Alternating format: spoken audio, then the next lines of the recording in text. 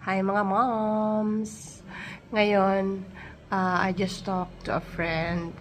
Tapos, syempre, nagdrama-drama kaming dalawa. Kasi nga, I just found out na yung asawa niya, alam niyo na, may iba. So, sabi ng friend ko, ano daw ang gagawin niya. Syempre, friend ka, ano sabihin mo? Ang sabi ko sa kanya, hindi ako pwede magdesisyon kung ano ang gagawin niya. But, kung ako yun, sabi ko sa kanya kasi, I'm talking, based sa aking experience. No?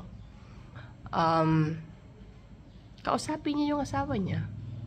Kung titigil ba o hindi. Kung magbabago ba o hindi. Hindi kasi sabi niya, nahanap niya na daw yung babae, so she's planning to go to her place para ipahiya. Oh no, I don't do that. Kasi ako, when it happens to me, hindi ko ginawa yan. Kasi unang-una, hindi ko kilala yung babae. Pero kilala mo yung asawa mo. Correct? Sabi ko sa kanya, no, should never do that. Kausapin mo yung asawa mo kung titigil. Kung sa palagay niya, hindi niya kayang tumigil, at importante sa kanya yon, then that's it. Hindi mo kailangan maghabol.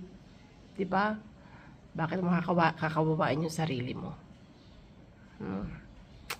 Ganon. Mga away ka pa nang hindi mo naman kakilala. Ang awayan mo yung kilala mo. Alright? Ganon lang, sabi ko. So, your thoughts, mga moms?